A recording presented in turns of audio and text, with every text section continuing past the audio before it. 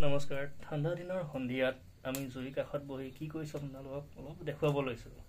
চাবচোন, এয়া জুই কাষত বহি লৈছোঁ।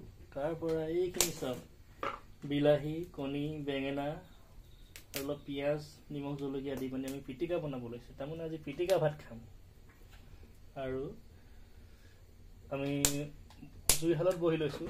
জুইশালত বহি পানি এইবিলাক কাম কৰাৰ আমেজেই সুকীয়া।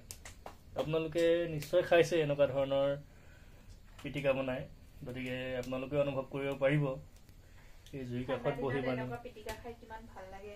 কিমান ভাল লাগে ঠাণ্ডা দিনৰ পিটিকা খাই পানি। বিশেষকৈ আপুনি পাকঘৰত বহি ল'ব লাগিব। আপুনি যদি পকাৰ কিটচেনত বহি লয়, মডিউলাৰ কিটচেনত বহি লয়, তাৰ সেই আমেজটো নাপাব।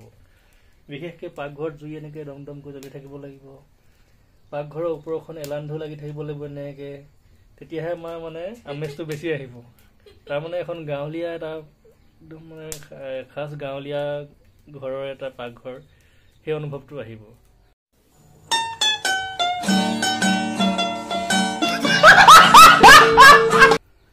গতিকে আজি আমি এইদৰে ভাত সাজ খাব লৈছোঁ।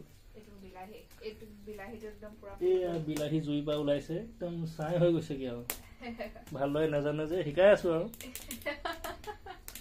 গতিকে ইমানেই আজিলৈ।